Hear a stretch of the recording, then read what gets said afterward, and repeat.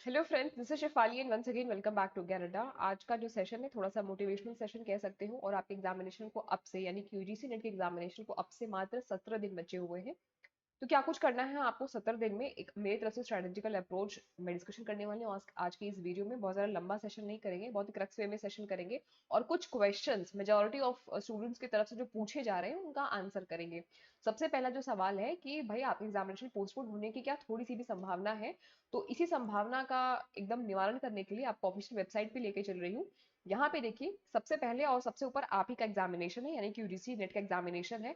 तो अब दूर दूर तक कोई संभावना नहीं है कि आपका एग्जामिनेशन पोस्टपोन होगा। कारण क्योंकि आपके एग्जामिनेशन के बाद में इनको 3 और एग्जामिनेशन कराने हैं जो इन्होंने लाइन से स्केड्यूल्ड कर दिया है। इसमें चेंजेस होने की अब पॉसिबिलिटी नहीं है, क्योंकि ये एग्जामिनेशन कैलेंडर और एक्टिव एग्जामिनेशन का इनका पूरा विंडो है। यहाँ पे कोई पॉसिबिलिटी नहीं है कि आपका एग्जामिनेशन पोस्टपोन होगा। दूसरा सवाल ये आ रहा है सबसे ज्यादा आपकी तरफ से कि भाई अब दिसंबर वाला फॉर्म कब आएगा? तो बता दूं कि जब आपका एग्जामिनेशन ये वाला कंप्लीट हो जाएगा, इट मींस कि आपका 5 दिसंबर को जो आखिरी पेपर है वो जब कंप्लीट हो जाएगा, तो उसके बाद चांसेस है कि दिसंबर का आपका वाला जो साइकिल वाला रूटीन का साइकिल का एग्जामिनेशन का फॉर्म है वो आएगा। अच्छा, कुछ और न्यूज देख लें तो अभी कोई आपके admit card detail, date sheet, इनसे संबंधित कोई भी न्यूज नहीं आई है, कोई भी नोटिस नहीं आई है। तो अफवाहों से बिल्कुल बचिए। और अगर कोई नोटिस आएगी, कुछ ऐसी इन्फॉर्मेशन होगी, तो बिल्कुल हम सबसे पहले आपको ऑथेंटिकेशन के साथ में शेयर करेंगे। अब जो सबसे बड़ा सवाल है कि भाई 17 दिन की तैयारी हम कैसे करें, क्या कुछ करना चाहिए? तो आप सभी को पता है कि अब से सिर्फ 17 डेज बचे हुए हैं। आपको दो तीन चीजें मैं बताऊंगी जो मेरे एंड से मुझे लगता है कि बहुत ज्यादा इंपॉर्टेंट है। बाकी आपकी तैयारी और आपकी काबिलियत, आपका एफर्ट, आपकी पॉजिटिविटी, आपकी एनर्जी को आपसे बेहतर कोई नहीं जानता है। आप अपने को बहुत अच्छे से और दूसरी तरीके से भी चैनलाइज कर सकते हो। बट मेरे हिसाब से जो 17 दिन के बचे हुए वक्त पे जो आपकी स्ट्रैटेजी होनी चाहिए, अल्टीमेट स्ट्रैटेजी, और बोल सकते हो कि यूनिवर्सल स्ट्रैटेजी भी बोल सकते हो, ठीक है? तो पहला आपको जो चीज है वो क्या करना है, 7:3 का रेशियो रखना है। ठीक है, 7:3 का रेशियो का मतलब क्या? इस वक्त ऐसी 3 यूनिट जो आपको लगता है कि डिफिकल्ट है, मुश्किल है, ऐसी 3 यूनिट्स आप उनको छोड़ दीजिए। अब ये 3 यूनिट्स मैथ्स की भी हो सकती है, रीजनिंग की भी हो सकती है, लॉजिकल रीजनिंग की भी हो सकती है, या कोई और भी हो सकती है। वो आप जानिए कि वो 3 यूनिट्स क्या है। यहाँ पे आपको अपनी कैपेबिलिटी को एक्सप्लोर करना है और जानना है कि ऐसी कौन सी 3 यूनिट्स है जो आपकी मुश्किल है या आपसे नहीं हो रही है। 7 यूनिट पे आप फोकस करिए। अब जब हम बात करते हैं 7 यूनिट की, तो टीचिंग एप्टीट्यूड को आप बिल्कुल छोड़ नहीं सकते, ये बहुत इंपॉर्टेंट है। रिसर्च एप्टीट्यूड भी बहुत इंपॉर्टेंट है और इजी है, इसलिए मैं बोल रही हूँ। बात करें पीडीई की तो ये भी बहुत इजी है। फिर कम्युनिकेशन की बात करें तो ये मतलब महा इजी है। आईसीटी की बात करें तो ये भी काफी इजी है।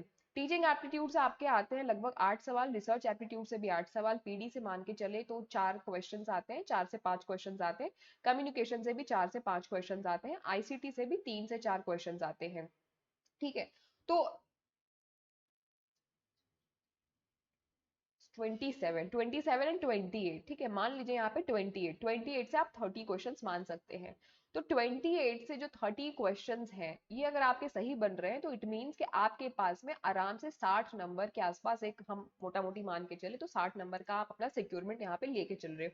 कहीं से बुरा नहीं है ये, बिल्कुल कहीं से बुरा नहीं है। आप अपने पेपर, जो भी आपका पेपर 2 है, आप उसकी मेरिट देख लीजिए, उसकी कट ऑफ देख लीजिए, उसके हिसाब से आप जो नंबर्स है उनको शिफ्ट कर सकते हैं। जैसे 60% अगर कट ऑफ गई है, तो आप पेपर 1 में और पेपर 2 में अपनी कट ऑफ की जो के हिसाब से जो प्रिपरेशन है उसको डिवाइड कर सकते हो। 60% अगर आपकी कट ऑफ गई है तो उसका मतलब क्या हुआ, 300 के हिसाब से, 60% कट ऑफ गई है तो इट मीन्स कि कितना हुआ आपका, 180 नंबर।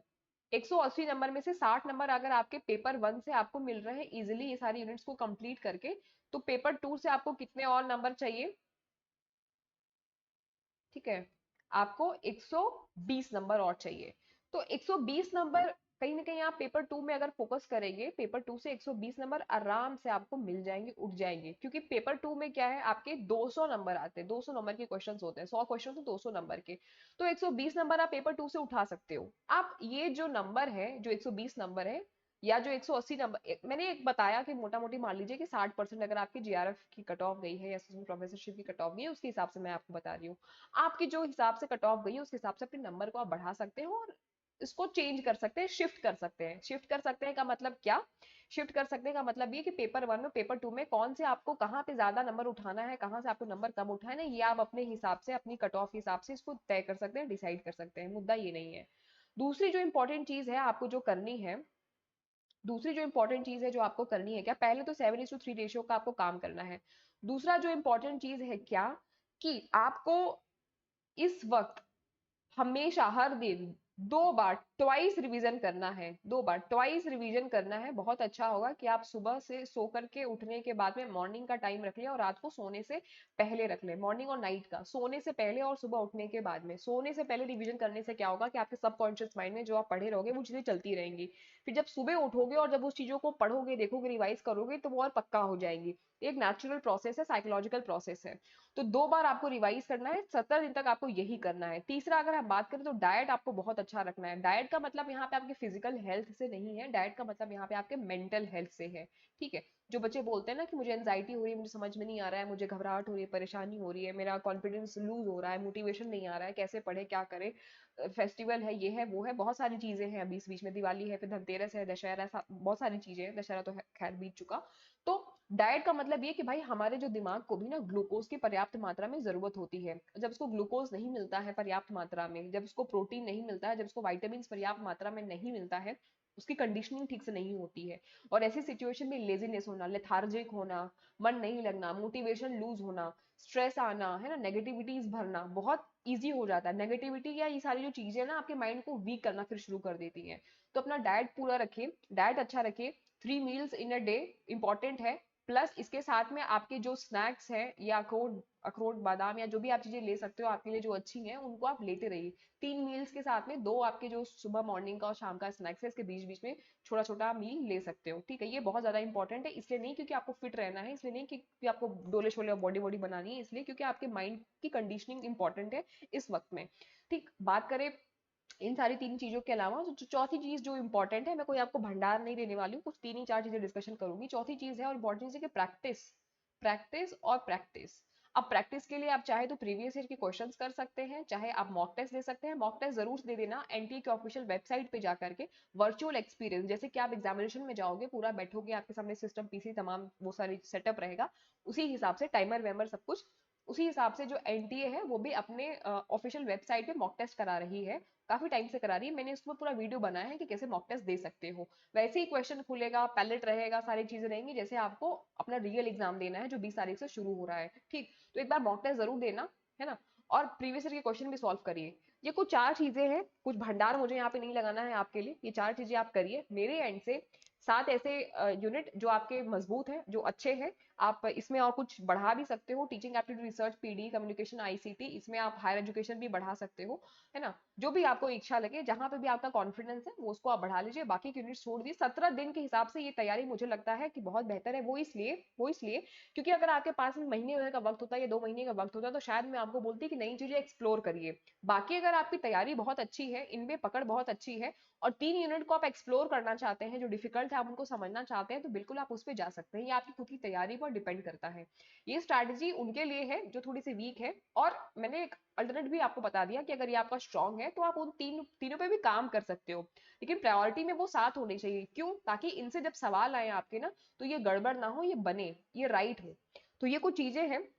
और आई होप कि आपको ये छोटा सा सेशन, जो मोटिवेशनल सेशन भी कह सकते हो या स्ट्रेटेजिक सेशन भी बोल सकते हो, ये अच्छा लगा होगा। कुछ और पॉइंट्स हैं।